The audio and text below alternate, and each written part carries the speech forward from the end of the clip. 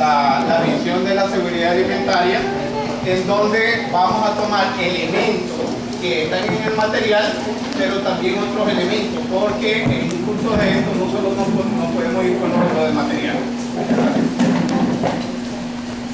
Aquí ustedes tienen un marco, digamos, referencial sobre dos conceptos que son sumamente importantes. Uno, lo que es seguridad alimentaria, desde dos puntos de vista: desde un punto de vista genérico, desde un punto de vista gubernamental, ¿verdad?, de la política gubernamental, y lo que se denomina lo que es el sistema alimentario. Si tomamos el primer concepto de seguridad alimentaria desde el punto de vista genérico, la seguridad alimentaria no es otra cosa que el hecho de que todas las personas de una sociedad o de un territorio en todo momento tengan acceso físico, económico a alimentos de carácter nutritivo, inocuo y suficiente para satisfacer las necesidades dietéticas y su preferencia para la vida activa y saludable. Ahí ustedes tienen un concepto general en donde se pueden identificar los cuatro pilares o los cuatro ejes que lo vamos a desarrollar, digamos, posteriormente. Si tomamos la seguridad alimentaria como una acción de política gubernamental, nosotros diremos de que la seguridad alimentaria no es otra cosa que el lograr el objetivo de que los hogares, ¿verdad?, gocen de esa seguridad alimentaria siempre y cuando tengan acceso, fíjense bien, uno de los pilares, a los alimentos necesarios para una vida sana, desarrollo, ¿verdad?, activo, productividad de todos sus miembros, alimentos adecuados desde el punto de vista de la calidad, inocuidad y culturalmente aceptable. Es decir, son dos visiones que se complementan de lo que es seguridad alimentaria. Sin embargo, no podemos hablar de seguridad alimentaria sin el denominado sistema alimentario. El llamado sistema alimentario no es otra cosa que estructurar un conjunto de interrelaciones de carácter dinámica entre lo que son los denominados medios biofísicos, humanos, ¿verdad?, y entre ellos hay una articulación de esas actividades, dando como resultado en el mediano y en el largo plazo una cadena agroalimentaria, que no es otra cosa que la cadena productiva, garantizando producción, almacenamiento, elaboración, distribución, intercambio, preparación y consumo. Es decir, los sistemas alimentarios en síntesis son como la cadena de valor, que se establecen desde los inputs hasta el proceso productivo y llegar últimamente, digamos, a lo que es el consumidor y toda la sociedad en su conjunto. A veces se le llaman pilares, se le llaman ejes a la seguridad alimentaria, y principalmente se le denomina lo que es la disponibilidad. Vamos a ver cada uno de estos, que ustedes lo han analizado: lo que es el acceso, lo que es el consumo y lo que es la utilización biológica. Todo esto va a generar un buen estado nutricional, ¿verdad?, un buen estado nutricional. Vamos a tomar en cuenta lo que es la disponibilidad. La disponibilidad no es otra cosa que el hecho de que se cuente con la cantidad adecuada de esos alimentos básicos, ¿verdad?, con buena calidad para satisfacer las necesidades de la población. Pero ese es un elemento genérico. Para poder tener una buena disponibilidad se necesita fortalecer una serie de elementos que son importantes en toda sociedad. Bueno, uno de ellos es la producción interna. Yo les copié en la carpeta que les vamos a dar el librito que les mencioné sobre la vena abierta de América Latina. Ese librito es viejo, que fue escrito en la década de los años 70, sin embargo da un elemento general como los sistemas productivos fueron sustituidos, ¿verdad?, de las producciones alimentarias a la producción de explotación de metales preciosos y a la agroexportación, que de una u otra manera destruyó lo que es la capacidad productiva y la disponibilidad de alimentos en muchos países de América Latina. Entonces, cuando hablamos de disponibilidad, también establecemos lo que es la producción interna. La producción interna. Tenemos que ver también con los elementos de lo que en economía se le llaman las exportaciones netas, que no es otra cosa que analizar las exportaciones menos las importaciones. las exportaciones no son otra cosa que una oferta que establece un país para satisfacer una demanda externa.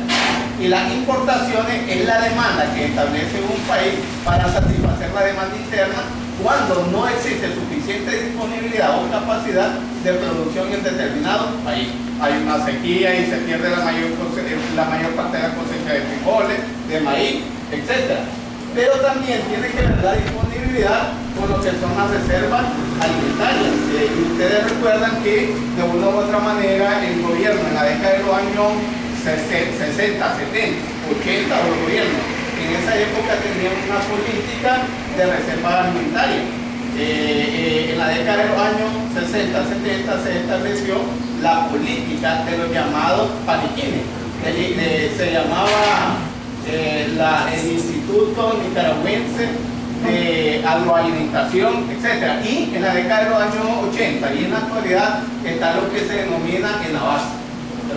También esto tiene que ver la disponibilidad con la ayuda alimentaria, sobre todo en periodos de desastre, los incentivos agrícolas y económicos, porque eso genera esa disponibilidad, recursos naturales, uso de alimentos y semillas y pérdida por cosecha. Se supone de que por un mal manejo de la producción, ¿verdad? De la producción se puede llegar a perder entre el 20 y el 25% de la cosecha total. Y eso genera, digamos, una disminución de la disponibilidad.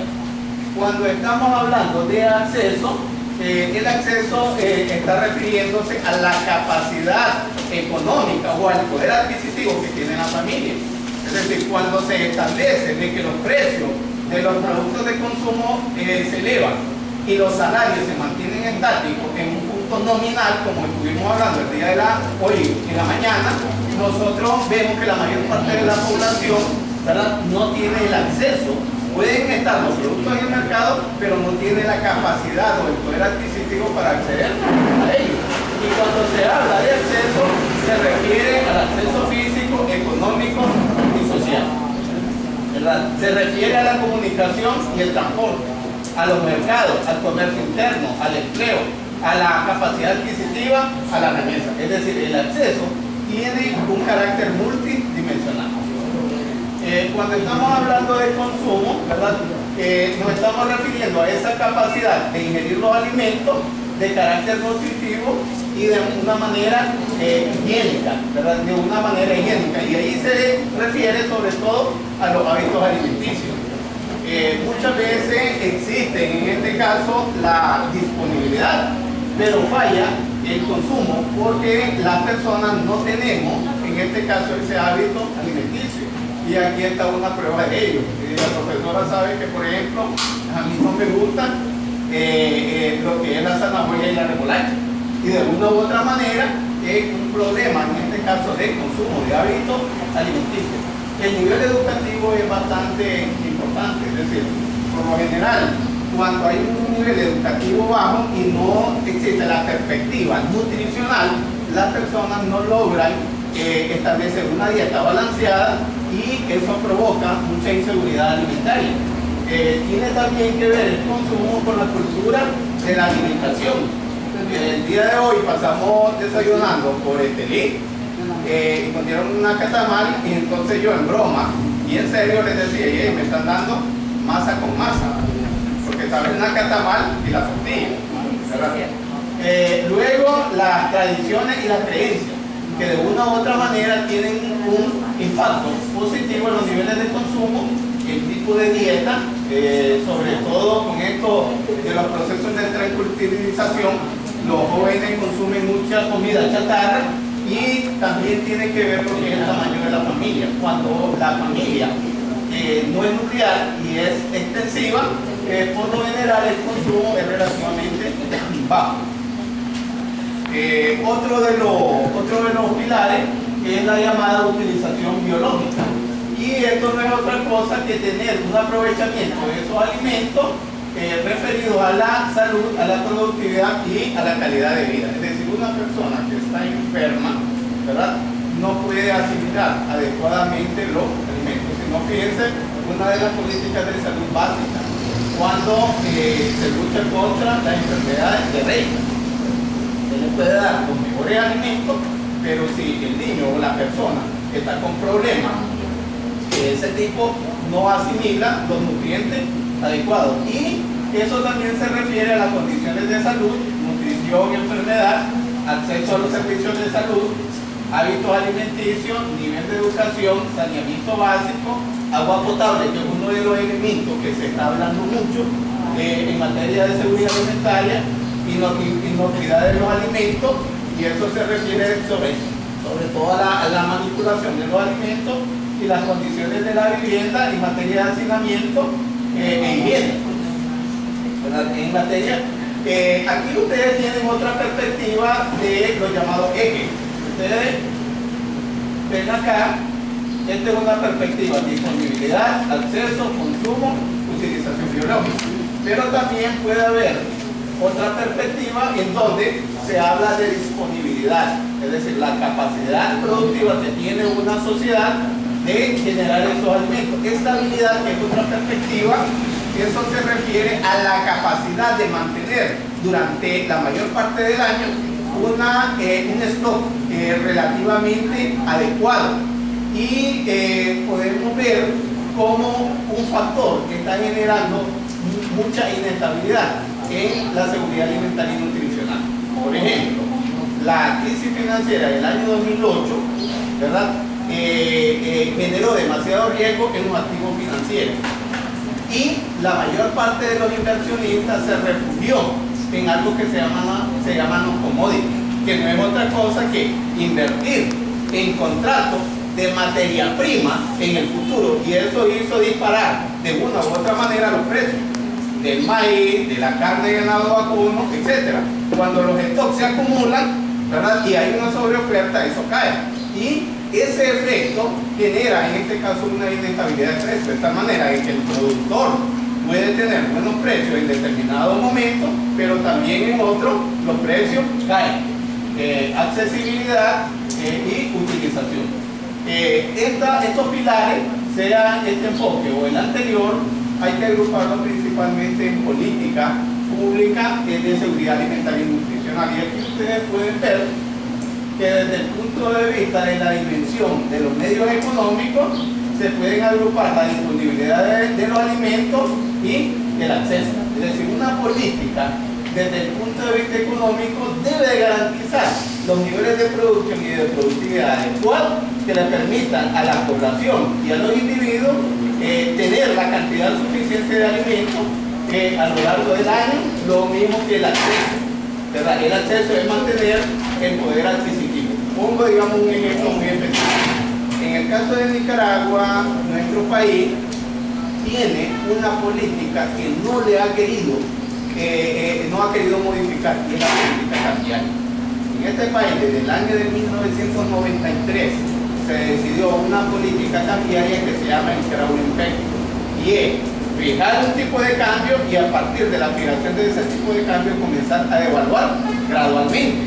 Sin embargo, esa política económica genera muy poca capacidad, ¿verdad?, de competitividad en el país, y le genera mucha carga económica en las reservas internacionales del país, de tal manera de que si en este país se acaba la llamada ayuda internacional, no solo la venezolana, sino la otra, muy posiblemente la moneda tenga que fluctuar, y eso va a afectar a la mayor parte de los nicaragüenses.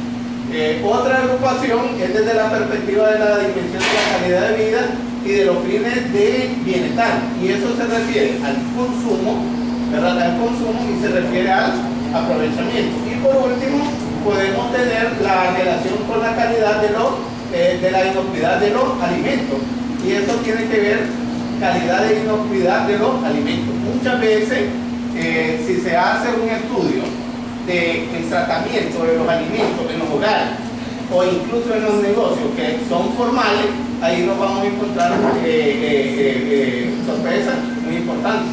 El otro día estuve leyendo un estudio del MACO, en donde se hizo un estudio de inocuidad de toda la cadena productiva de la leche, ¿verdad?, desde que el productor se levanta por peñar la leche hasta que le llega al final, ¿verdad? Hay varias cadenas productivas ahí, no me dieron ganas de volver a ver leche.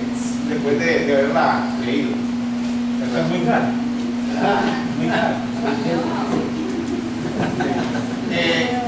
Nosotros estábamos hablando de lo que es la seguridad alimentaria en los hogares. Esos 4 componentes nosotros los podemos adaptar a los hogares en 4 pilares fundamentales. Uno, el acceso material y social económico.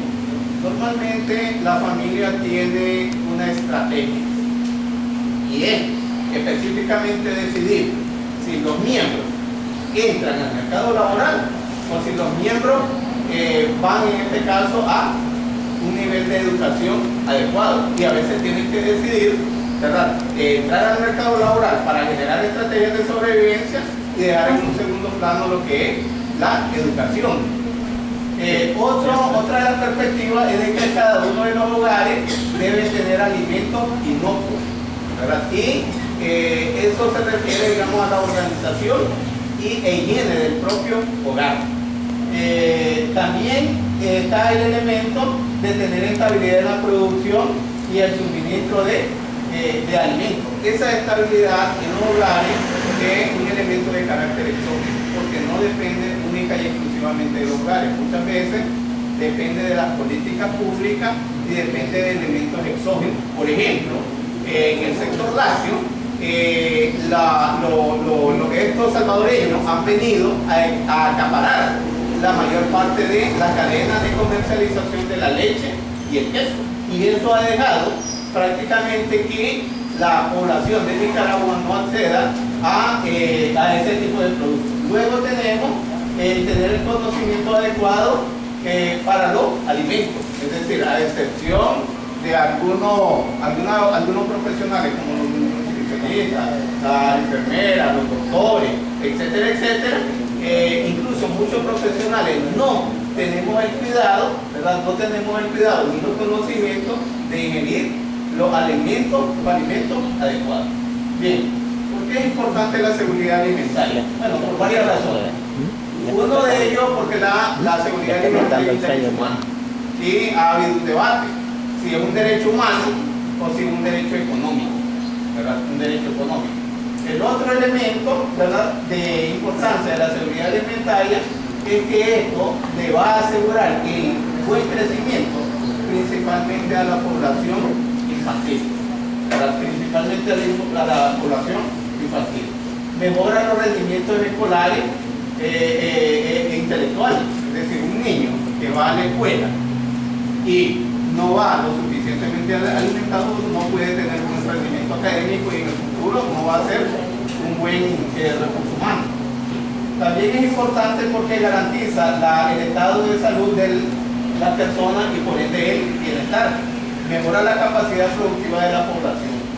Una población que está malnutrida, imagínense que de las 6 ingesta a duras penas consumen 2, y esas son insuficientes para generar la cantidad de nutrientes para tener una adecuada productividad. Y luego la recuperación de las enfermedades en los niños y niñas y adultos, es decir, una persona que está adecuadamente nutrida tiene la capacidad de poder recuperarse y enfrentar los problemas de salud.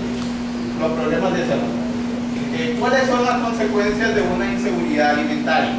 Bueno, la primera de ellas es que esto es uno de los elementos de la baja expectativa de vida.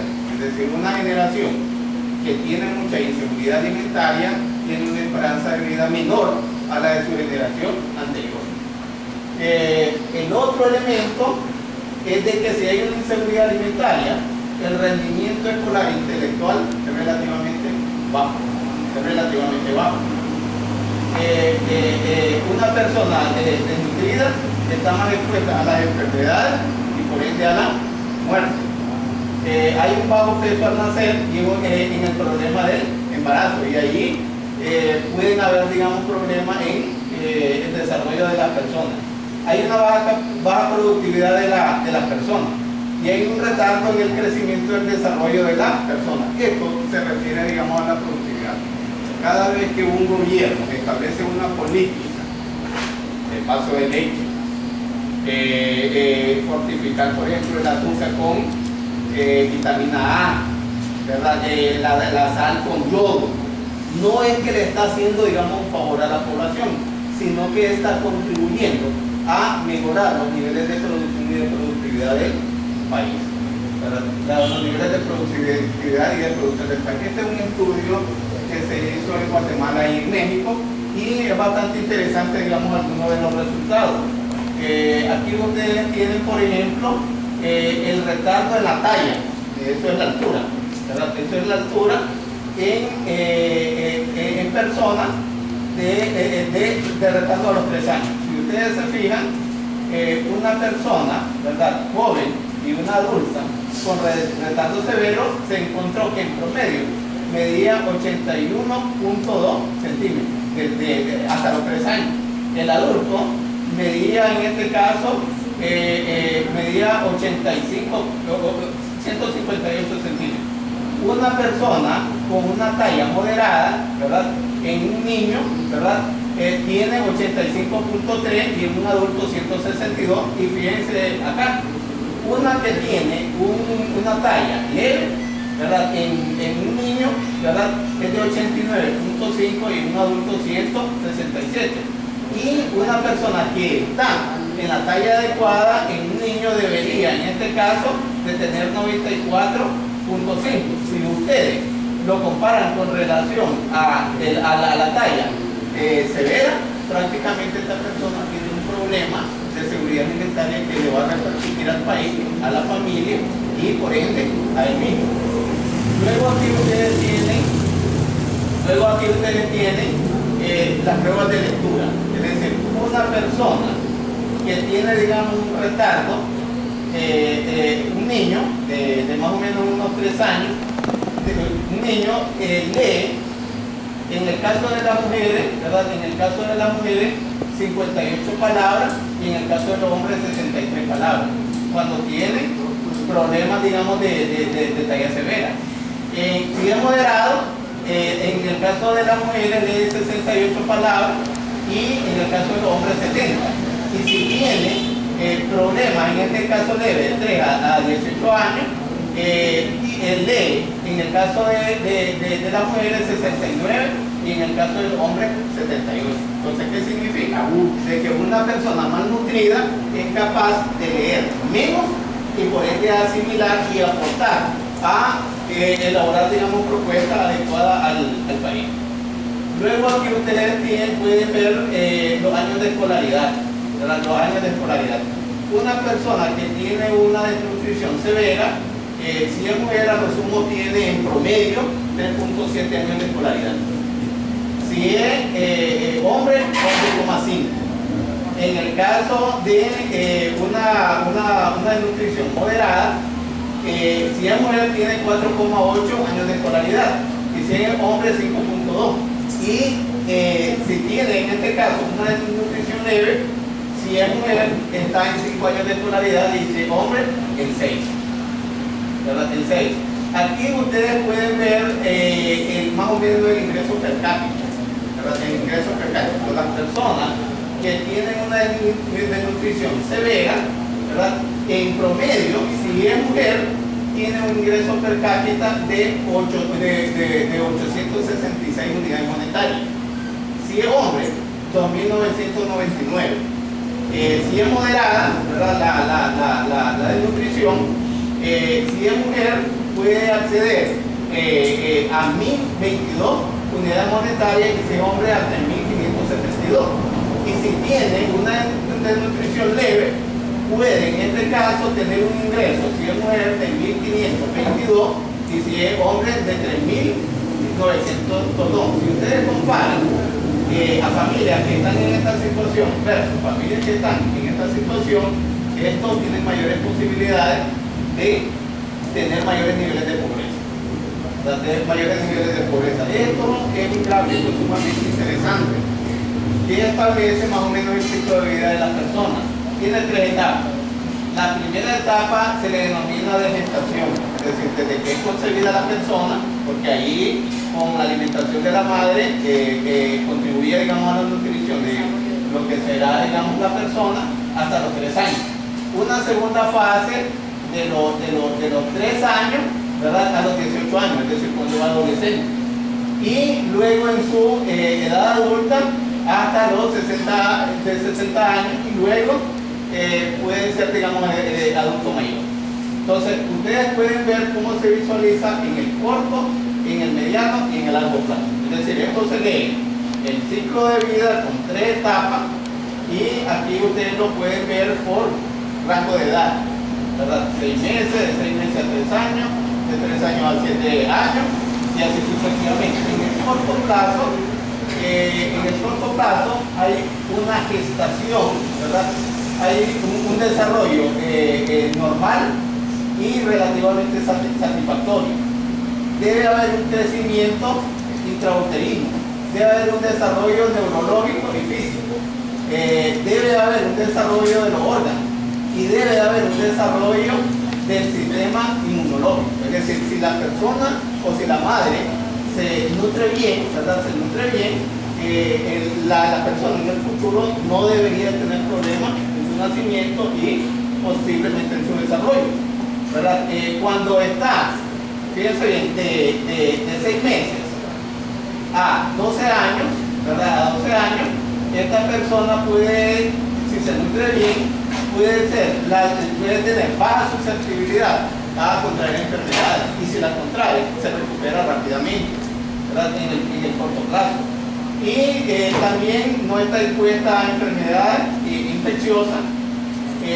Luego aquí tiene que tener, en todo este periodo, ¿verdad? Desde los 6 meses hasta los 18 años debe de tener un buen sistema nutricional de hierro, ¿verdad? Y debería tener una buena capacidad motora, una capacidad intelectual, un aprendizaje, una concentración de las energías.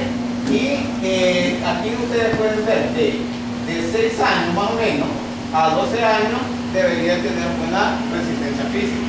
Y esto ustedes lo pueden ver en escuelas de barrios pobres o en escuelas de la zona rural. Es decir, los niños se cansan mucho, y se cansan no es porque estén jugando demasiado, sino que no tienen la suficiente cantidad de fuerza y nutrientes como para poder, en este caso, soportar la raíz de la edad.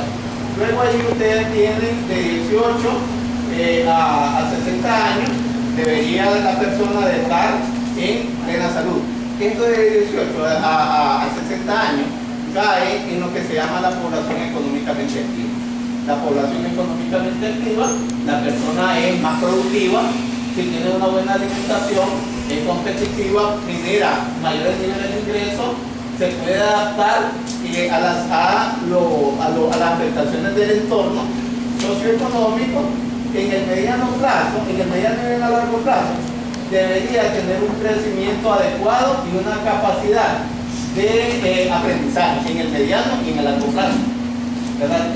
Luego, acá, desde el periodo de la gestación hasta los 18 años, ahí es donde se establecen las expectativas de vida. Hay una incidencia de las epidemias. Aquí tienen los años de escolaridad. Si ustedes se fijan, los años de escolaridad están más o menos hasta los 6 años. Aquí deberían de mejorar los hábitos alimenticios, ¿verdad? Y esto debería de generar una mejor calidad de vida.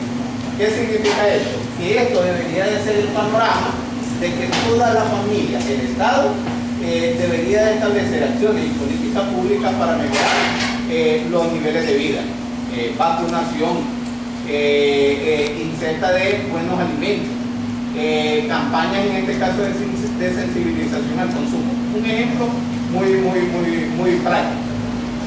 En Nicaragua, la mayor parte de los nicaragüenses no consumimos el frijol negro, ¿verdad? Y el frijol negro tiene mejores nutrientes, ¿verdad? Tiene mejores nutrientes que el frijol rojo. Sin embargo, es un problema de hábitos alimenticios. Muchas personas, entre ellas me incluyo yo también, no consumimos algunos productos que son nutrientes. A ver, yo les voy a ser sincero. En un determinado periodo de mi vida yo dije, no, me voy a nutrir bien. Y entonces por mi casa quedaba soinica. la parte donde procesaban la soya y toda esa cuestión. Y había el extracto foliar. O sea, alguien me lo recomendó que era bueno. Miren, le juro que traté. Yo le echaba alpinolí, yo le echaba vainilla, le echaba eso, pero imposible. Y sabiendo, digamos, que era un elemento adecuado. O en cerca de la universidad tenemos